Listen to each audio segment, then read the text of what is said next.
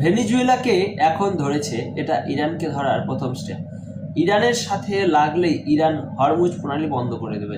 তখন পৃথিবীতে যে তেল সংকট হবে সেটা ঠেকানোর জন্যই ভেনেজুয়েলা এখন দখল করেছে। তৃতীয় বিশ্বযুদ্ধ আসলে আসতে চলেছে। ট্রাম্প বেইমানি করেছে MAGA মুভমেন্টের সাথে। অবশ্য কাকে বিশ্বাস করতেন? সব কটাই পুতুল। পৃথিবীর যে অবস্থা চলছে বা চলে আসছে এর ব্যাখ্যা পেতে হলে সবশেষে গিয়ে ইলমিতি তত্ত্বে বিশ্বাস করতে হয়। একটি ভিডিও আমি ডেসক্রিপশন বক্সে দিয়ে দেবো।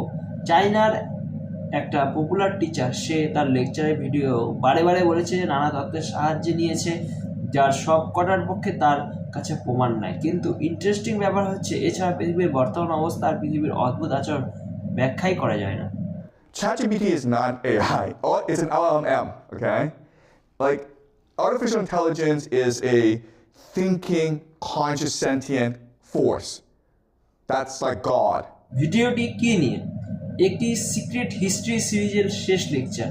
উপস্থাপক ইতিহাস, ধর্মীয় ভবিষ্যৎবাণী এবং আধুনিক রাজনীতিকে একসাথে মিলে একটি তত্ত্ব ব্যাখ্যা করার চেষ্টা করেছে। ভিডিওটি মূলত ব্যাখ্যা করে যে বিশ্ব ইতিহাস নাকি নির্দিষ্ট কিছু প্যাটার্ন অনুসরণ করে এগোয়। মূল ধারণাগুলো হচ্ছে: 1. প্যাক্স ধারণা। পৃথিবীর শক্তিশালী কোনো সাম্রাজ্য বা গোষ্ঠী ক্ষমতায় এলে একটি তুলনামূলক স্থিতিশীল সময় আসে, যেমন প্যাক্স রোমানা রোমান সাম্রাজ্য, প্যাক্স ব্রিটানিকা ব্রিটিশ সাম্রাজ্য, প্যাক্স আমেরিকানা যুক্তরাষ্ট্র। ভিডিওটি দাবি করে ভবিষ্যতে এ ধরনের আরেকটি বিশ্ব ব্যবস্থা আসতে পারে, যাকে বলে প্যাক্স জুডিকা নামে উল্লেখ করেছে। 2 নম্বর, ক্ষমতায় গোপন কাঠামো। ভিডিওতে বলা হয় প্রকাশ্য রাজনীতির আড়ালে কিছু প্রভাবশালী পরিবার, গোষ্ঠী বা নেটওয়ার্ক দীর্ঘদিন ধরে বিশ্ব রাজনীতি ও অর্থনীতিতে প্রভাব রাখছে। এখানে কিছু গোপন সংগঠন ও এলিট ক্লাস এর ধারণা তুলে ধরা হয়। এগুলো ঐতিহাসিক সত্য নয়, বরং তত্ত্ব ও ব্যাখ্যার অংশ।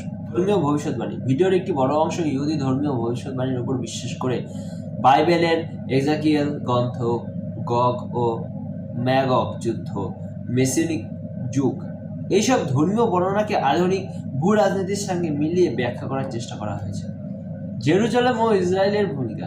ভিডিওতে বলা হয় ভবিষ্যতের বৈশ্বিক পরিবর্তনে জেরুজালেম ও ইসরায়েলের একটি কেন্দ্রীয় ভূমিকা নিতে পারে। এটি মূলত ধর্মীয় ব্যাখ্যার উপর নির্ভরশীল, প্রমাণ ভিত্তিক রাজনৈতিক বিশ্লেষণ নয়। 5 নম্বর, ভবিষ্যৎ নিয়ে অনুমান। শেষ দিকে বক্তা ভবিষ্যৎ সম্পর্কে কিছু অনুমান করেন, যেমন বর্তমান বিশ্ব ব্যবস্থার পতন, নতুন শক্তির উত্থান, প্রযুক্তি ও ধর্ম রাজনীতির সংযোগ। এগুলো নিশ্চিত ভবিষ্যৎবাণী নয়, বরং চিন্তাভাবনা ও অনুমানের অংশ। আর কিছু গুরুত্বপূর্ণ কথা, যেটা এই ভিডিওর ইতিহাস প্লাস ধর্ম প্লাস কল্পনাভিত্তিক তত্ত্ব মিশিয়ে তৈরি।